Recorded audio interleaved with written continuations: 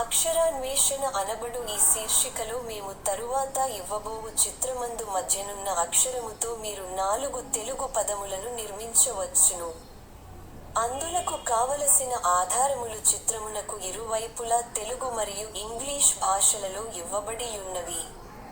ఆ ఆధారముల సహాయముతో ఉండవలసిన ఆ అక్షరములేమిటో మధ్యనున్న అక్షరము చుట్టూ నున్న 4 ఖాళీ గళ్లలో 1 నిముషములోగా నింపండి. ఒకవేళ ఆ కాల వ్యవధిలోగా ఖాళీలను నింపలేక పోయిన ఎడల 1 నిముషము తదనంతరము ఆ సమాధానము లేమిటో మేమివ్వగలము.